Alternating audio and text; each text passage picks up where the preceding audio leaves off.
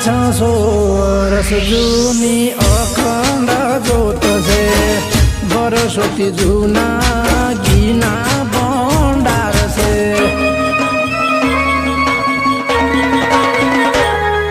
શ્રાવણ મહિનાનો મહિમા અપાર છે દર્શની આવે બહુ દુઃખ પાર છે